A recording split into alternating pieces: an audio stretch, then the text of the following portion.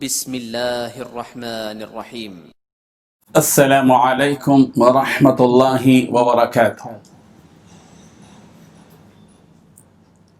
الحمد للہ الذی لم یزل ولا یزال حیا قیوما سمیعا قدیرا بصیرا، والصلاة والسلام على اشرف الانبیاء والمرسلین محمد وآلہ وصحبہ اجمعین، اما بعد۔ حاضرین و ناظرین، یہ درس نمبر 784 ہے، 784۔ سورہ توبہ کی آج 3 آیتوں کی تلاوت کی جائے گی اور تشریح کی جائے گی۔ آیت نمبر 41، 42 اور 43، 41، 42 اور 43۔ چلیے سب سے پہلے ان 3 آیتوں کی تلاوت کرتے ہیں، لفظی ترجمے اور ترجمے کے بعد تشریح کرتے ہیں۔ اعوذ باللہ من الشیطان الرجیم، بسم اللہ الرحمن الرحیم، انفروا خفافا وثقالا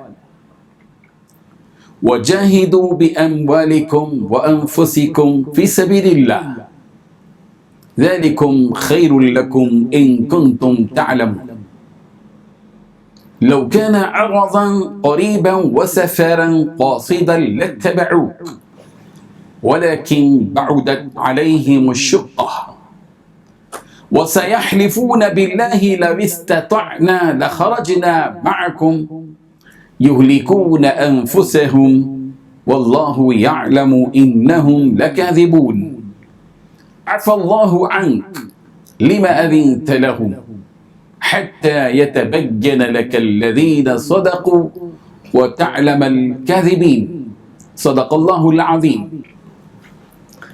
لفظی ترجمہ یوں ہے، انفروا، تم کوچ کرو، خفافا، ہلکے بھی، وثقالا، اور بھاری بھی، وجاہدوا، اور جہاد کرو، باموالکم، اپنے مالوں کے ساتھ، وانفسکم، اور اپنی جانوں کے ساتھ، فی سبیل اللہ، اللہ کی راہ میں، ذالکم، یہ خیر، بہت بہتر ہے، لکم، تمہارے لیے، ان کنتم، اگر ہو تم، تعلمون، جانتے، لو، اگر، کانا، ہوتا، عرضا، مال، قریبا، جلدی مل جانے والا، وسفرا، اور سفر بھی، قاصدا، درمیانہ، تو لاتبعوک، تو وہ ضرور آپ کی پیروی کرتے، ولیکن، اور لیکن، بعدت، دور دکھائی دی، علیہم، ان کو، الشقہ، مسافت، وسیحلفون، اور ان قریب وہ قسمیں کھائیں گے، باللہ، اللہ کی، لو، اگر، استطعنا، ہم استطاعت رکھتے، لخرجنا، تو ہم ضرور نکلتے، معکم، تمہارے ساتھ،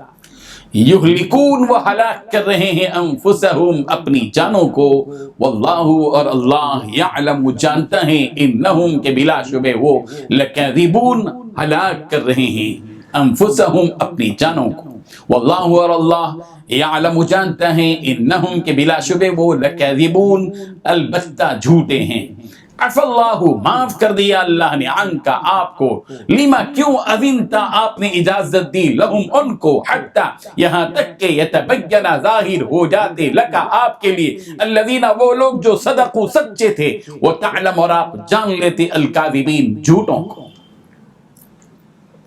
ترجمہ یوں ہے، تم سبک بار ہو یا گیراں بار، تم سبک بار ہو یا گیراں بار، یعنی مال و اسباب تھوڑا رکھتے ہو یا بہت، گھروں سے نکل آؤ اور اللہ کے راستے میں مال اور جان سے لو، یہی تمہارے حق میں اچھا ہے، بشرطے کہ سمجھو، اگر مال غنیمت سہل الحصول اور سفر بھی ہلکا سا ہوتا تو تمہارے ساتھ شوق سے چل دیتے، لیکن مسافت ان کو دور دراز نظر آئی تو عذر کریں گے، اور اللہ کی قسمیں کھائیں گے کہ اگر ہم طاقت رکھتے تو آپ کے ساتھ نکل کھڑے ہوتے۔ یہ ایسے عذروں سے اپنے تئیں ہلاک کر رہے ہیں، اور اللہ جانتا ہے کہ یہ جھوٹے ہیں۔ اللہ تمہیں معاف کرے، تم نے بیشتر اس کے کہ تم پر وہ لوگ بھی ظاہر ہو جاتے جو سچے ہیں، اور وہ بھی تمہیں معلوم ہو جاتے جو جھوٹے ہیں، ان کو اجازت کیوں دی۔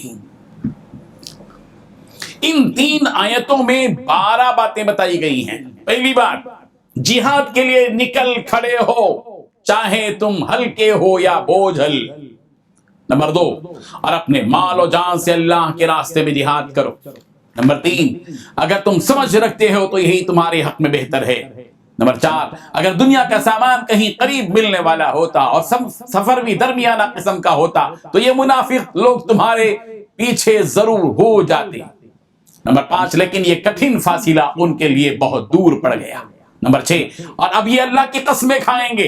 نمبر 7، اگر ہم میں استطاعت ہوتی تو ہم ضرور آپ کے ساتھ نکلتے۔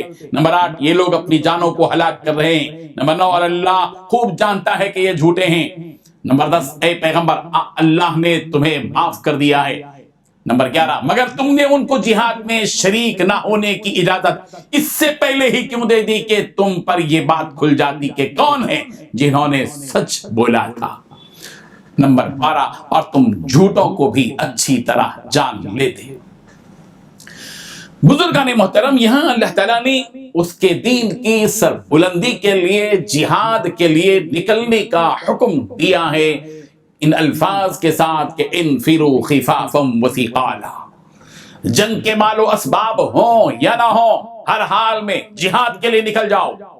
تمہارے جہاد کی بنیاد مال و اسباب پر نہیں، مال و اسباب تو سبب کا درجہ رکھتے ہیں، اصل تو تمہارا امتحان ہے اور دین اسلام کی سربلندی ہے۔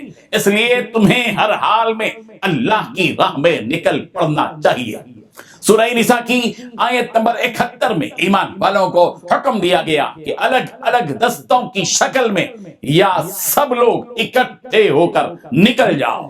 یا ایھا الذین آمنوا خذوا حذرکم فانفروا ثبات او انفروا جمیعا۔ اے ایمان والو، دشمن سے مقابلے کے وقت میں اپنے بچاؤ کا سامان ساتھ رکھو، پھر الگ الگ دستوں کی شکل میں جہاد کے لیے نکلو یا سب لوگ اکٹھے ہو کر نکل جاؤ۔ جنگ تبوک کے وقت مسلمانوں کو یہ حکم دیا گیا اور یہ عام اعلان تھا کہ رومیوں کے خلاف قتال کے لیے نکل جاؤ، اور ایمان والوں پر لازم کر دیا گیا کہ وہ رسول رحمت صلی اللہ علیہ وسلم کے ساتھ ہر حال میں نکل جائیں۔ چنانچہ مسلمانوں کی بڑی بھاری تعداد اس جنگ کے لیے تیار ہوئی۔ بعض صحابہ کرام رضی اللہ عنہم مجبوری کی وجہ سے جان نہ سکے۔ وَجَاهِدُوا بِأَمْوَالِكُمْ وَأَنفُسِكُمْ فِي سَبِيلِ اللَّهِ۔ پھر کہا گیا اور اللہ کی راہ میں اپنی جانوں اور مالوں سے جہاد کرو۔ قرآن مجید میں جہاد کا حکم متعدد مقامات پر ہے۔ سورہ مائدہ کی آیت نمبر 35 میں یوں ہے وَجَاهِدُوا فِي سَبِيلِهِ لَعَلَّكُمْ تُفْلِحُونَ، اللہ کے راستے میں جہاد کرو، امید ہے کہ تمہیں فلاح حاصل ہوگی۔ سورہ حج کی آیت نمبر 78 میں 78 میں ہے وَجَاهِدُوا فِي اللَّهِ حَقَّ جِهَادِهِ، اور اللہ کے راستے میں جہاد کرو جیسا کہ جہاد کا حق ہے۔ کافروں سے جہاد کا مطلب ان دشمن کافروں سے جہاد ہے جو مسلمانوں سے قتال کرتے ہیں۔ اس کا یہ مطلب نہیں کہ جو بھی کافر نظر آ جائے اس پر حملہ کر دیا جائے۔ جس جہاد کا حکم ایمان والوں کو دیا جا رہا ہے، کہیں یہ بات ذہن میں نہ آئے کہ مسلمانوں کے لیے کوئی شر کی چیز ہے، نہیں، ہرگز نہیں، بلکہ اللہ کے راستے میں نکلنے اور دشمنوں سے جہاد کرنے ہی میں ایمان والوں کے لیے دنیا اور آخرت دونوں جگہ خیر ہی خیر ہے۔ حضرت ابو سعید خدری رضی اللہ عنہ سے مروی ہے، نبی کریم حضرت محمد رسول اللہ صلی اللہ علیہ وسلم نے ارشاد فرمایا مسلمان دنیا میں 3 حصوں پر منقسم ہیں۔ نمبر 1، وہ لوگ جو اللہ اور اس کے رسول پر ایمان لائے، پھر اس میں انہیں شک نہ ہوا اور وہ اپنی جان و مال سے اللہ کے راستے میں جہاد کرتے رہے۔ نمبر 2، وہ لوگ جن کی طرف سے لوگوں کی جان مال محفوظ ہو۔ نمبر 3، وہ لوگ جنہیں کسی طرح کی طمع پیدا ہو اور پھر وہ اسے اللہ کی رضا کے لیے چھوڑ دے۔ حضرت ابو سعید خدری رضی اللہ عنہ نے بیان کیا کہ ایک اعرابی دیہاتی نبی کریم صلی اللہ علیہ وسلم کی خدمت میں حاضر ہوا اور پوچھا یا رسول اللہ کون شخص سب سے اچھا ہے؟ فرمایا کہ وہ شخص جس نے اپنی جان اور مال کے ذریعے جہاد کیا، اور وہ شخص جو کسی پہاڑ کی کوہ میں ٹھہرا ہوا اپنے رب کی عبادت کرتا ہے اور لوگوں کو اپنی برائی سے محفوظ رکھتا ہے۔ ابو ہریرہ رضی اللہ عنہ سے روایت ہے رسول اللہ صلی اللہ علیہ وسلم نے ارشاد فرمایا اللہ تعالیٰ ضمانت لیتا ہے اس شخص کی جو اللہ کے راستے میں جہاد کرے، اگر اسے موت آتی ہے تو اس بات کی ضمانت لیتا ہے کہ اسے جنت میں داخل کرے یا اس کو اس کے گھر لوٹائے اس چیز کے ساتھ جس کو اس شخص نے پایا۔ بخاری اور مسلم۔ اس آیت جہاد سے سب پر حج کے لیے نکلنا فرض ہو گیا تھا، سب کے لیے جہاد کے لیے نکلنا فرض ہو گیا تھا، لیکن سورہ توبہ کی آیت نمبر 91 میں لیس علی الضعفاء ولا علی المرضى کہ کمزوروں پر اور بیماروں پر کوئی حرج نہیں، اس رعایت والی آیت کی وجہ سے یہ آیت منسوخ ہو گئی، جیسا کہ حضرت ابن عباس رضی اللہ عنہ سے روایت ہے۔ مگر امام خرطبی رضی اللہ عنہ نے اس آیت کو منسوخ قرار نہیں دیا ہے۔ مسلمانوں کو جہاد کی ترغیب دیے جانے کے بعد ان لوگوں کی زجر و توبیخ کی گئی جو جہاد میں جانے سے جی چرا رہے تھے۔ اس کے بعد منافقوں کے بارے میں یہ بات کہی جا رہی ہے کہ اگر قریب ہی میں سامان ملنے والا ہوتا اور سفر بھی معمولی ہوتا تو یہ منافق آپ کے ساتھ جہاد میں چلتے، لیکن ان منافقین کو مسافت دور دراز نظر آئی، یعنی ان منافقوں کو غنیمت کا مال آسانی سے ملنے کی امید ہوتی اور قریب ہی جگہ سے خوب مال و متاع کے ملنے کا یقین ہوتا اور سفر بھی آسان ہوتا جس میں کوئی مشقت نہ ہوتی، تو ضرور یہ منافقین پیغمبر آپ کے پیچھے پیچھے چلتے، یعنی آپ کے ساتھ آتے اور ایسے جہاد میں چلنے میں جلدی بھی کرتے۔ لیکن ان منافقوں نے سستی دکھائی اور پیچھے رہ گئے۔ جب انہوں نے دیکھا کہ سفر بھی مشکل ہے اور مسافت بھی لمبی ہے اور جن سے لڑائی ہے وہ بھی زبردست طاقتور قوم ہے، یعنی اہل روم ہے، تو ان پر بزدلی چھا گئی اور اپنی راحت اور اپنی سلامتی کی فکر نے انہیں جنگ کی سعادت سے محروم کر دیا۔ یہ منافق مادیت کے پجاری ہیں، یہ چڑھتے سورج کی پوجا کرنے والے منافق ہیں، ان کو صرف دنیا چاہیے، آخرت کے اجر کی کوئی آرزو ان کے دلوں میں نہیں ہے۔ منافقوں کی ایک غلطی تو یہ تھی کہ پہلے تو وہ جہاد میں گئے ہی نہیں، اور دوسری غلطی اور قصور ان کا یہ تھا کہ جب رسول رحمت صلی اللہ علیہ وسلم تبوک سے واپس تشریف لائے تو ان منافقوں نے قسمیں کھا کھا کر کہا کہ ہم میں جانے کی قوت و طاقت نہ تھی، اگر ہم میں سکت ہوتی اور ہمارے بس میں ہوتا تو ہم ضرور آپ کے ساتھ جہاد میں چلتے۔ اللہ تعالیٰ نے ان کے جھوٹ کا پول کھول دیا۔ وَسَيَحْلِفُونَ بِاللَّهِ لَوِ اسْتَطَعْنَا لَخَرَجْنَا مَعَكُمْ، وہ اللہ کی قسمیں کھا کھا کر کہتے ہیں کہ اگر ہم میں طاقت ہوتی تو ہم ضرور آپ کے ساتھ نکلتے۔ یہ منافق جہاد میں جانے سے ہلاک نہیں ہو رہے ہیں، بلکہ جہاد سے جی چراتے ہوئے اور جھوٹے عذر کرتے ہوئے اپنی جانوں کو ہلاکت میں ڈال رہے ہیں، اور اللہ کو پورا علم ہے کہ یہ منافق حقیقت میں جھوٹے ہیں۔ یہاں منافقوں کی ہلاکت کا مطلب یہ ہے کہ یہ اپنے آپ کو دوزخ کا ایندھن بنا رہے ہیں۔ حتی ابو سعید خدری رضی اللہ عنہ سے روایت ہے کہ نبی کریم صلی اللہ علیہ وسلم کے زمانہ مبارک میں منافقین میں سے بعض ایسے تھے جو جب نبی کریم صلی اللہ علیہ وسلم غزوے کے لیے نکلے تو وہ پیچھے رہ گئے اور نبی کے خلاف بیٹھ جانے سے خوش ہوئے۔ جب نبی واپس تشریف لائے تو انہوں نے آپ سے معذرت کی اور قسم اٹھائی، اور انہوں نے اس بات کو پسند کیا کہ ان کی تعریف کی جائے اس کام پر جو انہوں نے سر انجام نہیں دیے۔ تو یہ آیت نازل ہوئی، لا تحسبن الذين يفرحون بما اتوا ويحبون ان يحمدوا بما لم يفعلوا فلا تحسبنهم بمفازة من العذاب، سورہ آل عمران آیت نمبر 188 188 نازل ہوئی۔ اپنے کیے پر خوش ہونے والے لوگوں کو مت گمان کرو جو پسند کرتے ہیں اس بات کو کہ ان کی تعریف کی جائے ایسے اعمال پر جو انہوں نے سر انجام دیے ہی نہیں، بس آپ ان کے بارے میں عذاب سے نجات کا گمان نہ کریں۔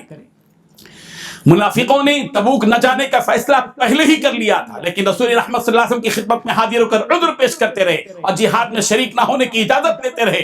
آپ صلی اللہ علیہ وسلم نے انہیں اجازت بھی دے دی۔ اس اجازت پر اللہ تعالیٰ نے بہت ہی نرم لہجے میں رسول رحمت صلی اللہ علیہ وسلم سے پوچھا، عفا اللہ عنک لما ذنت لهم، پیغمبر اللہ نے پہلے تو آپ کو معاف کر دیا، آپ نے ان منافقوں کو کیوں اجازت دی جب تک کہ آپ کے سامنے سچے لوگ ظاہر نہ ہو جاتے اور جب تک آپ جھوٹوں کو معلوم نہ کر لیتے۔ یہاں غور کیجیے کہ اللہ تعالیٰ اپنے محبوب بندے سے یہ پوچھنے سے پہلے کہ آپ نے ان منافقوں کو کیوں اجازت دی، یہ اعلان کر دیا کہ جو کچھ آپ سے اس سلسلے میں ہوا پیغمبر اللہ تعالیٰ نے آپ کو معاف کر دیا۔ اللہم صلی علی محمد۔ عمر بن میمون نے فرمایا کہ رسول رحمت صلی اللہ علیہ وسلم نے دو کام ایسے کیے جن کا اللہ تعالیٰ کی طرف سے حکم نہ تھا۔ اول یہ کہ آپ نے غزوہ تبوک کے موقع پر منافقوں کے عذر کو سن کر شرکت نہ کرنے کی اجازت دے دی، اور دوسرے یہ کہ آپ نے بدر کے قیدیوں کے بدلے فدیہ لینے والی رائے کو اختیار فرما لیا تھا۔